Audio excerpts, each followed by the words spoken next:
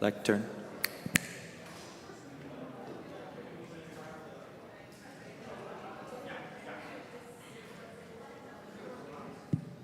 Floor.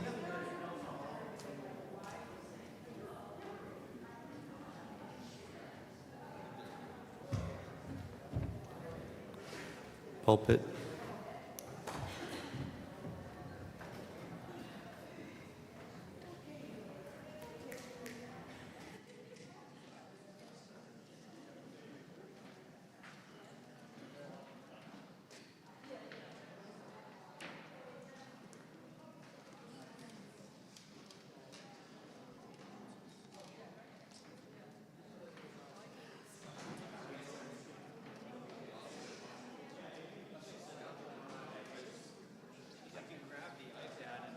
But yeah, we're super close.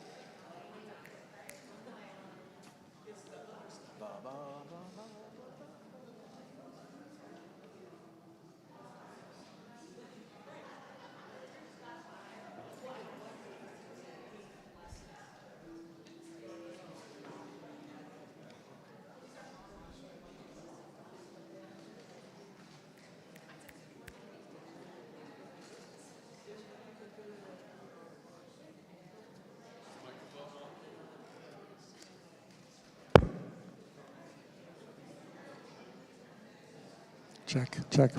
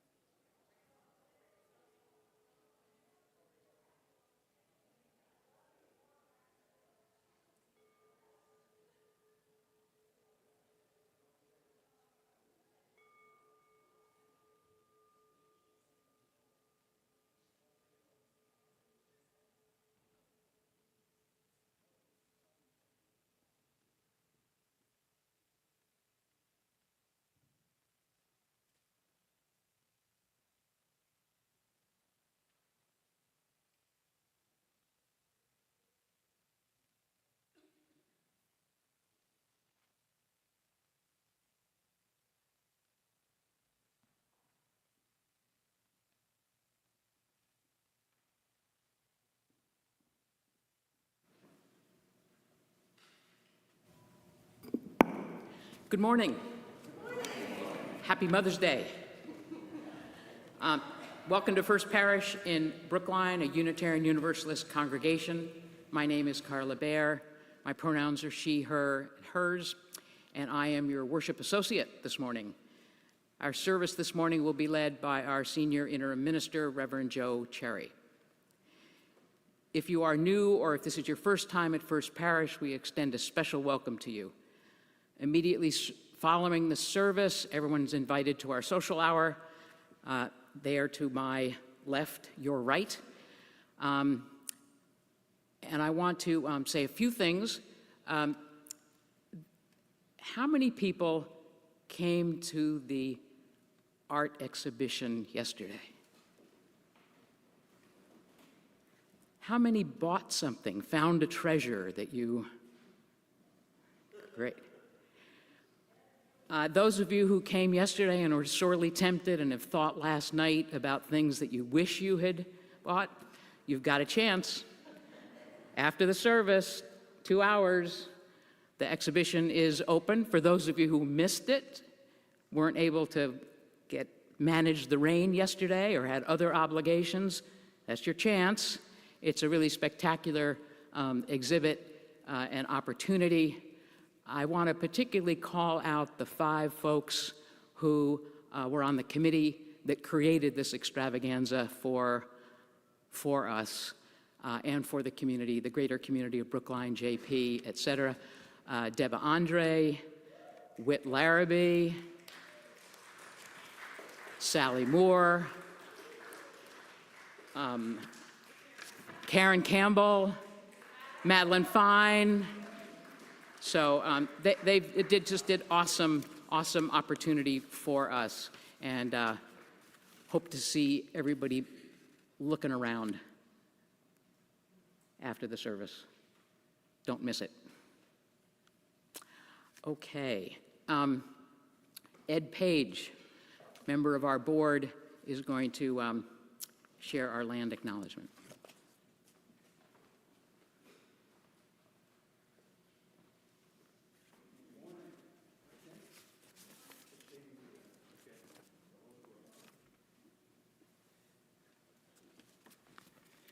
Good morning. Our sanctuary sits on beautiful and abundant land that was previously in the custody of the Massachusetts people. They were driven off the land and never willingly ceded it, and we remember them. And they're still here. We acknowledge them. As a congregation, we are committed to exploring our own history and its implications for repair, at the same time as we work to challenge injustice in all its forms today.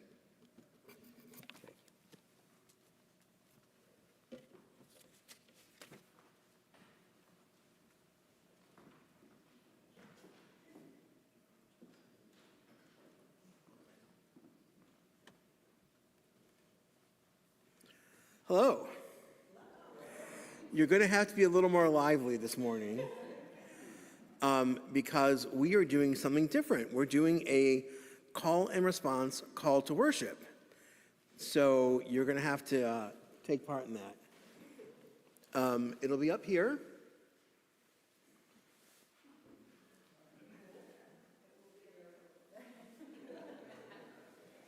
I am the leader, and you are the congregation.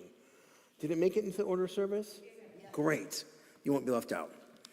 Today, we honor all who mother in every form, in every place, in every heart. We honor the ones who soothed our cries and steadied our steps. We honor those who gave birth and those who gave care, those who offered guidance, laughter, or a listening ear. We honor the ones who mothered from joy and those who mothered through pain. Those whose love was quiet, and those whose love was bold. We remember the ones we've lost, and the ones who longed to mother but could not. We make space for the complexity of this day, the beauty and the grief. In this village, we carry one another's stories. In this village, we share in burden. Let us be the village that loves. Let us nurture life with open hearts. Let us mother the world together. Please join in singing our opening hymn, Beauty Within.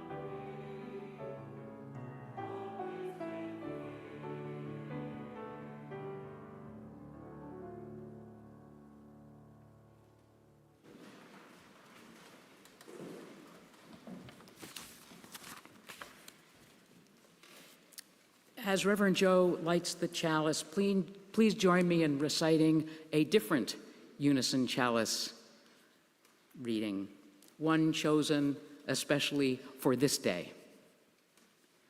We light this chalice in honor of all who mother, those who give life and those who sustain it, those who teach, guide, nurture, and protect, those who show up with love in expected and unexpected ways. We light this flame in gratitude for the mothers of our memories, the mothers of our choosing, and the mothering spirits within us all. May this light be a beacon of care, compassion, and community. May it remind us it takes a whole village to raise a child and a whole people to heal the world.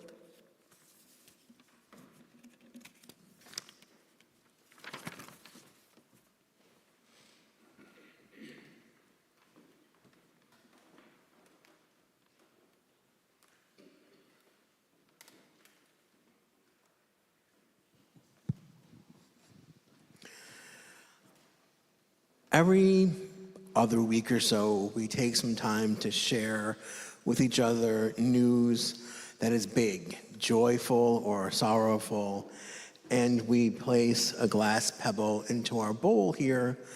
And I would like to start with a joy which may feel a little mundane, but a gratitude for Landon and a new wireless microphone. Look.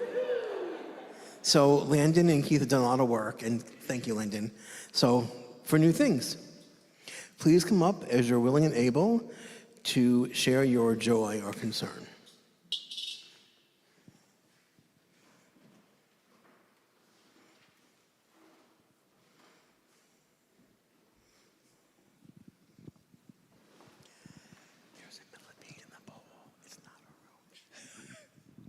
My name is Elizabeth McIntyre, she, her, and this is a stone of gratitude for my mother.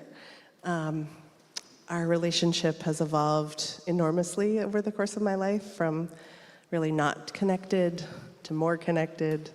And a couple of weeks ago, we had the bravest conversation we've ever had, and it's just so sweet.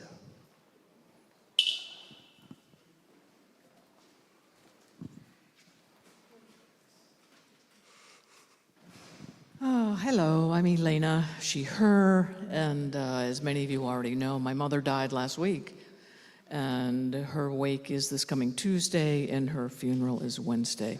So this is a stone of both joy, because we had her for 98 years, and she was cracking jokes till the end, almost. And it's obviously a joy of sorrow, a stone of sorrow.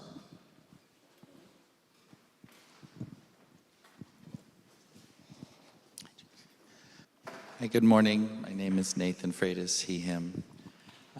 This is a joy, a stone of joy for my daughter, Eliza, but also her mother, Michaela, and my mother, and Sharon, and my mother-in-law, Dean.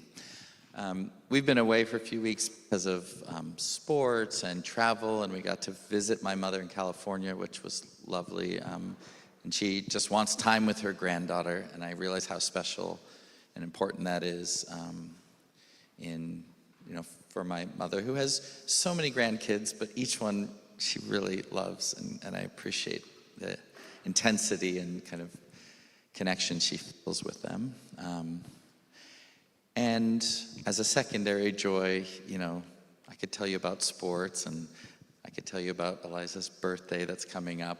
But this last week, through her work on her coming of age process, a number of you spent time with Eliza here in the church, at Chelsea and other places, and I really appreciate that time and the connection with other mothers and mothering people in the parish that she's received. So thank you.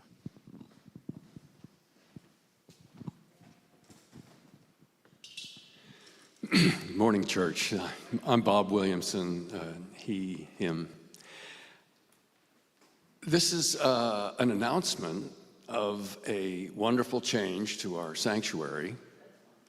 It is the addition of a memorial plaque for our dear departed Ray Wellbaum, who died last week.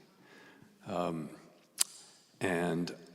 I was singing Spirit Around Me and thinking of Ray, because when we look up from the choir and I could see Ray back in the pews, I know he was really taking in the spirit of worship, and I just admire him still so much for his spirit.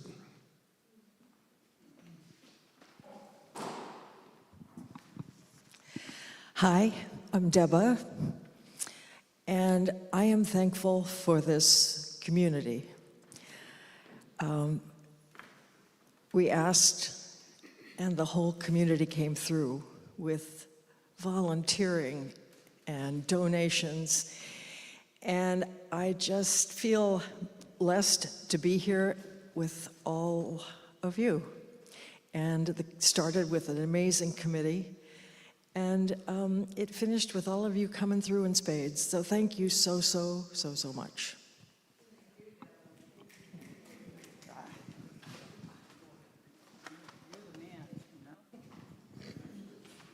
Hi, Marilyn Tressel. I'm going to do this in honor of my mother, who died in 1982, so I was a young pup. and she never got to have the joy of in person seeing our two children, Nick and Alex. And then many of you know Alex became a mother last summer. And I just think how special it is. I always say that she has a guardian. We have a guardian angel on our shoulder with my mom. Ed's mom also didn't get a chance to, well, she knew Nick and Alex, but my mom never did, and I always feel a little sad about that. But on the fun side or exciting side, we believe Alex and Mike and Max, baby Max, will be moving from St. Louis to the New York area, Westchester, New York area, some point this summer as they take on new jobs, which means we don't have to fly to St. Louis.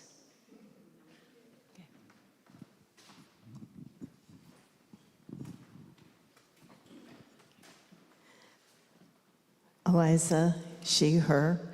This is a pebble of joy and a pebble of sorrow, all mixed up.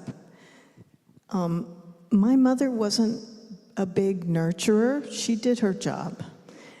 But one of the things that I feel very drawn to in doing the volunteer work in this church is to do some of the things she wasn't able to do, which is to be nurturing and to be affirming. And I take great joy in how my work here on committees and task forces, and you know I'm kind of got a few of those in my portfolio, but it gives me great joy and great heart to find nurture in this community.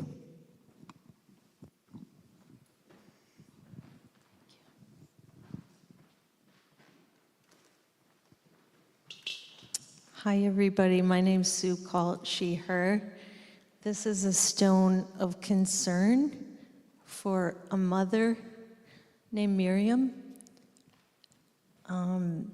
We say a land acknowledgement every Sunday, and I always think of a congregation near us. It's made up of people who are indigenous people.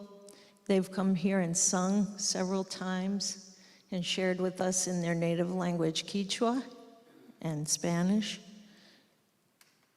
Miriam was informed by ICE a little bit ago that her hearing for her asylum status was accelerated by a year, and she and her family should show up. They did, and the judge denied their asylum.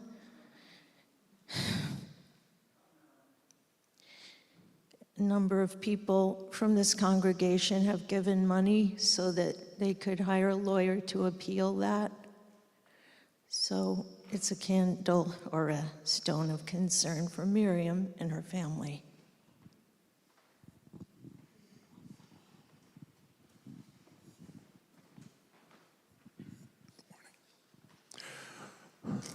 Morning. Charles. He, him, they, though, whatever. This is a candle of celebration. I'm walking up here unaided. Special thanks to Barbara, who has managed and facilitated all of this. And I'm so grateful to her, and I am grateful to everybody in this community who has supported me and us. Thank you all so much. Good job.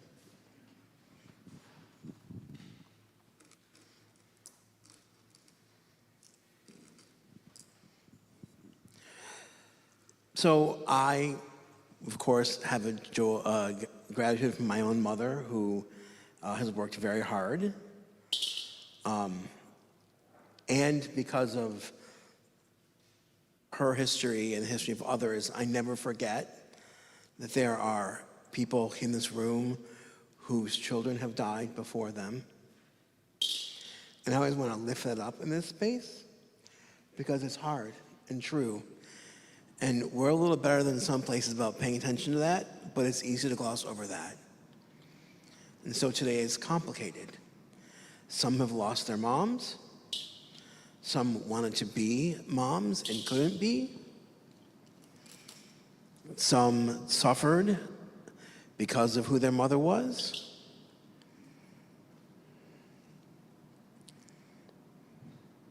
And some have soared because of who their mother was or is.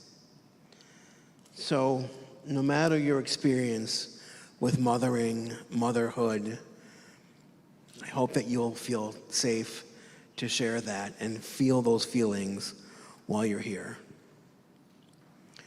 And one stone for the sorrows not spoken, one for the joys to come, and the last for the great mystery.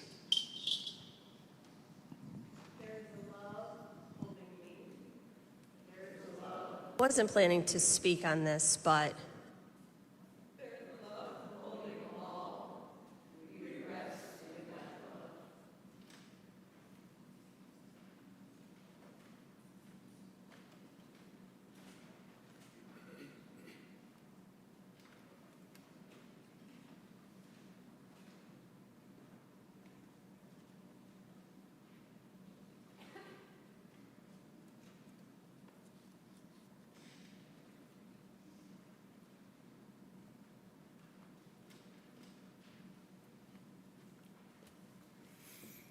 I invite you into a moment of stillness where you might contemplate your relationship with mothering, or you might just listen to the beating of your heart and feel the air as it comes in and exits your lungs for a moment of stillness, which surely most of us need.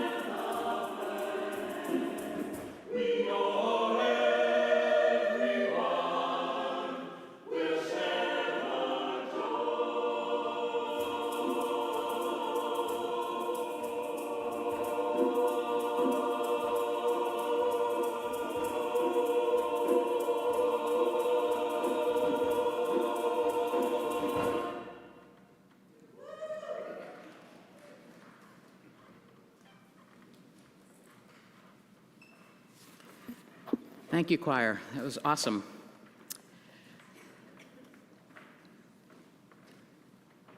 We're about to see a short video clip of Johanna Hayes speaking in Congress.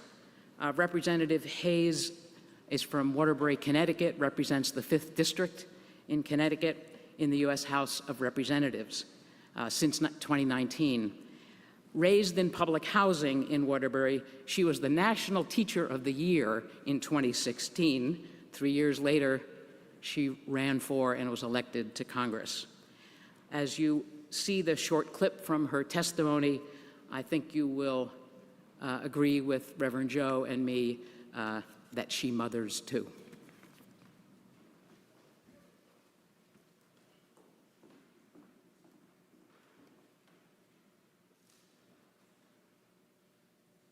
I wasn't planning to speak on this, but I feel compelled, having spent over a decade in the classroom and listening to many people who have no idea what happens in a school. Curriculum does not include teaching students to be something else. Curriculum does not include indoctrinating students to identify as gay or LGBTQ or other or anything. But federal law mandates that all students have civil rights protections. I don't really understand what the members of this committee think happens in schools, but my question is, what do we do with these children? The children who you are saying on this committee don't exist. The children who are struggling with their identity and oftentimes confide in their teachers and ask for support and help. I can tell you that in the 15 years that I was in the classroom, any parent always had the ability to opt their child out of any lessons. There were no lessons taught meant to convert students, and much of what we are hearing here today. But I just don't understand what they think is going to happen to these students if they are in a classroom and struggling and asking a teacher for help, and a teacher says to them, "You don't exist," or "The ideology that you're referring to is not a real thing." I don't know what my colleagues think we're going to do with those students. And I have to tell you, just because you don't understand it or you've never heard of it doesn't mean it's not a thing. I would encourage you to increase your body of knowledge or expand your understanding. But just because you don't understand it doesn't mean that you have the ability to legislate these children away. I can tell you, I taught history, and you want to bring everybody into the story. You want all students to feel represented. So again, my question is, what happens to these students? You are focusing on the wrong 1% here. There is a 1% in our population that is literally steamrolling the rest of the country, and what we're doing in this committee is focusing on a small population of students who are at a point in their life where they are struggling, and school may for many of them, feel like the only safe place, or the only place where they can get support, or the only place where they can speak to a counselor. These kids are not hurting anybody.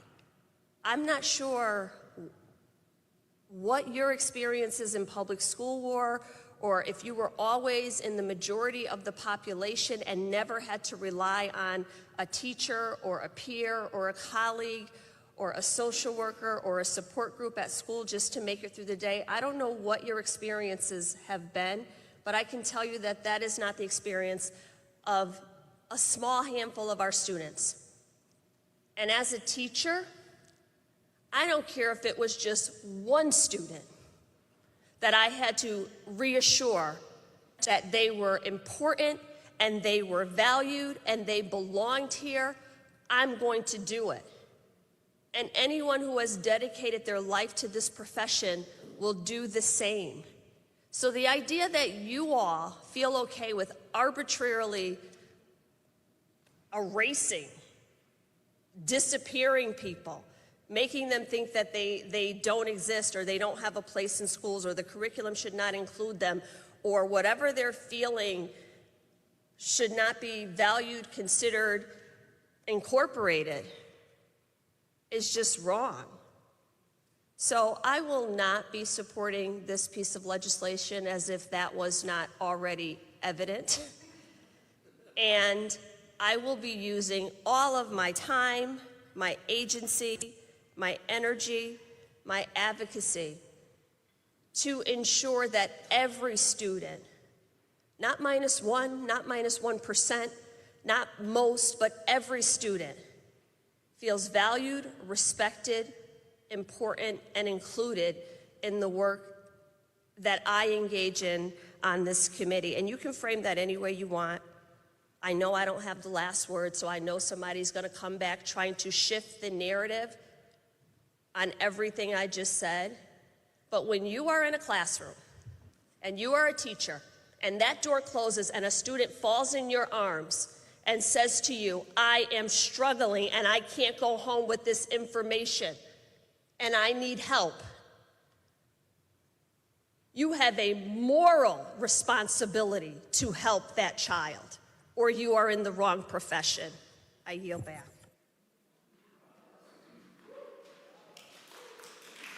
I wasn't planning to speak on this, but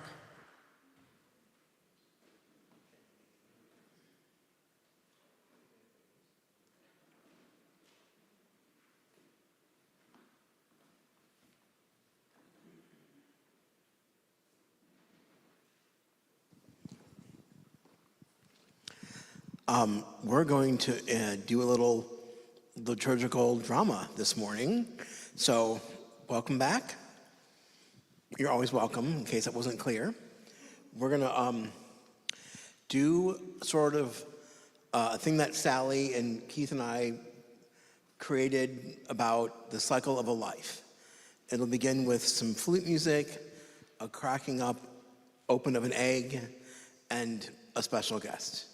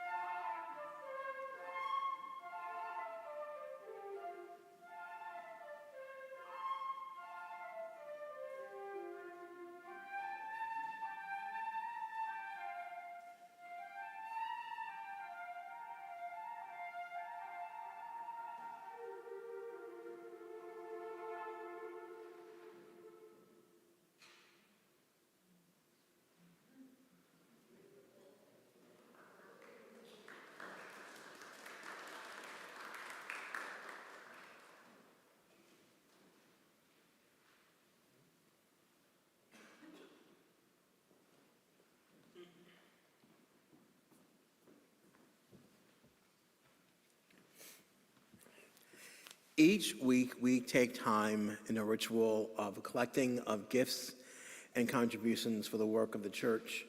If you're visiting us today, feel free to let the basket pass you by. If you're a member, you can either write a check with your pledge on it. You could go to the website and pay that way, or you can put a little money in the basket to support the work of the church.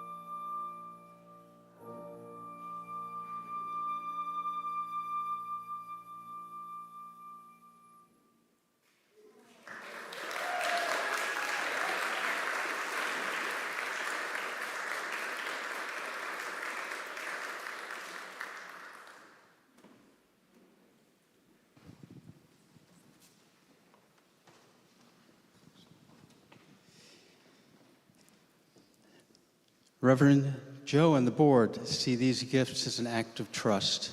And in that trust, we gratefully accept these gifts. And we promise to do our best to live within our shared values.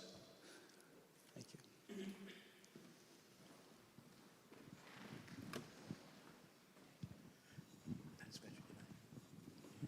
you. Okay, I decided to use this to the most advantage today and preach from someplace else. So just give me a second while partly because I want you to see this during the story. Let's see how much noise I can make.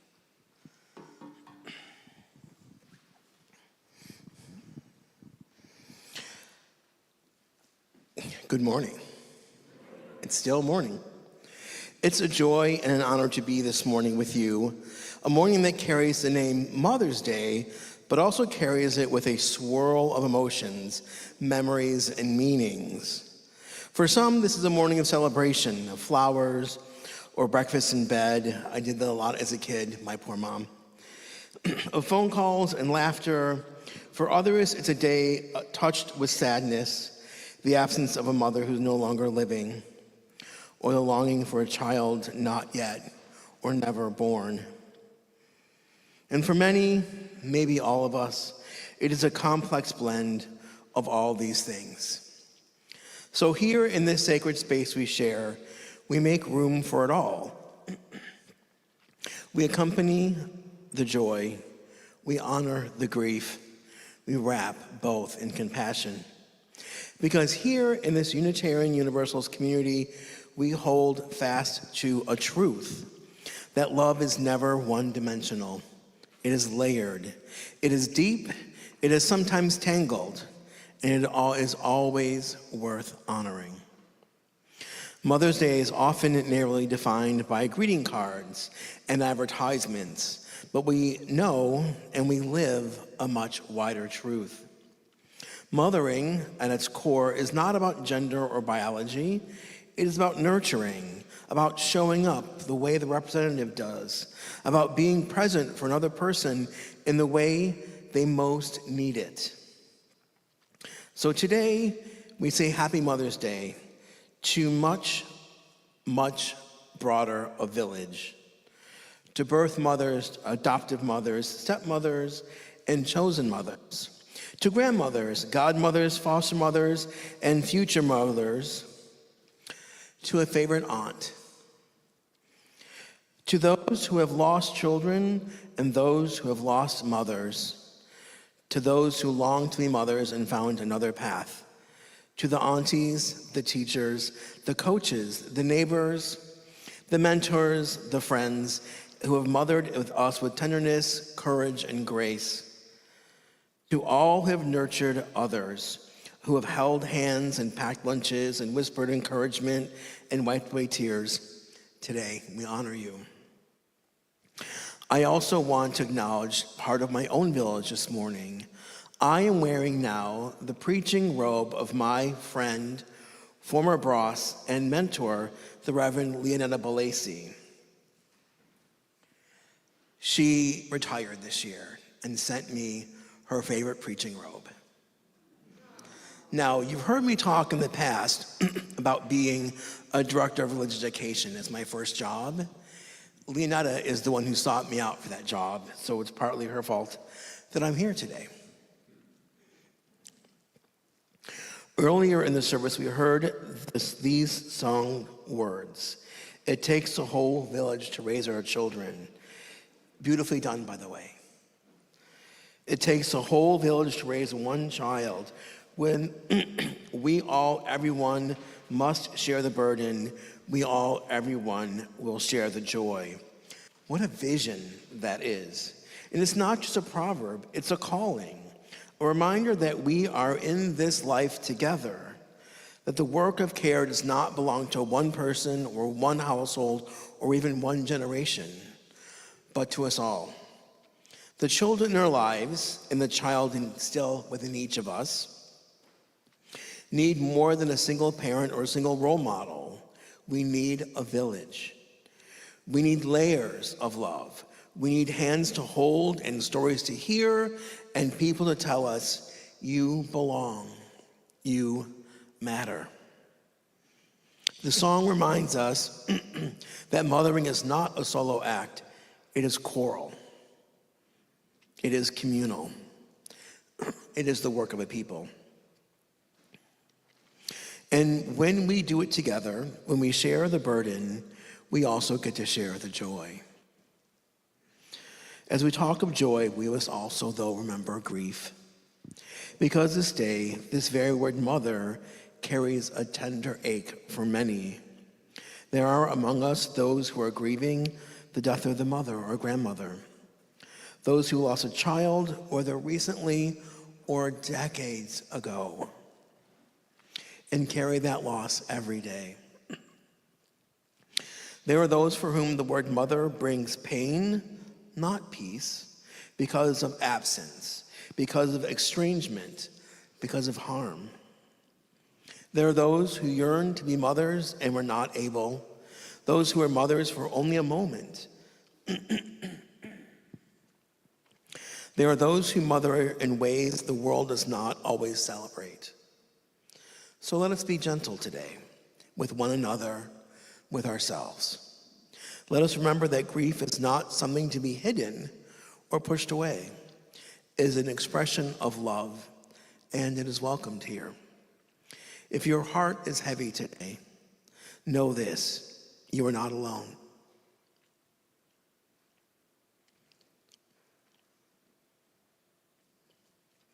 You are part of this village, and this village holds you. And I hope you feel that.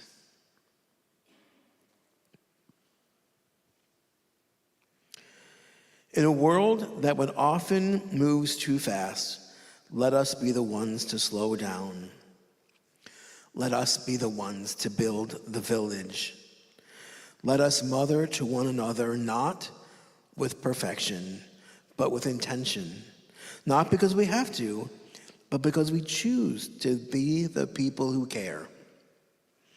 Let us honor those who have mothered us, whether they were our biological parents or not. And let us go forth from this day with eyes open to those who need us, a neighbor who could use a hot meal, a child who needs someone to believe in them, a friend who needs to be held in silence for a little while. Because in the end, love is not measured by DNA. It is measured in kindness and presence and the courage to show up again and again. So let us go forth as a village that loves, a village that shares the burden, a village that shares the joy. Amen. Blessed be, and happy Mother's Day. Please come together to sing our closing hymn, Come Sing a Song with Me, in the great hymnal 346.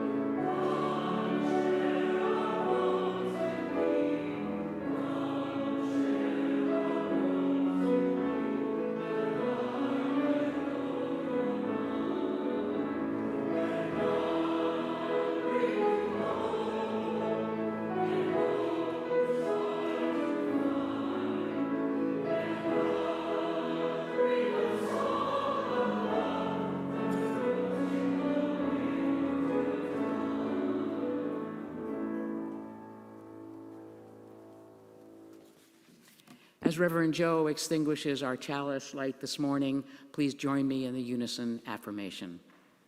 First in Spanish and then in English. Apagamos esta llama, pero no la luz de la verdad, ni el calor de la comunidad, ni el fuego del compromiso. Estos llevamos con nosotros y los ofrecemos para bendecir al mundo. We extinguish this flame, but not the light of truth, the warmth of community, or the fire of commitment. These we carry with us and offer as gifts unto the world.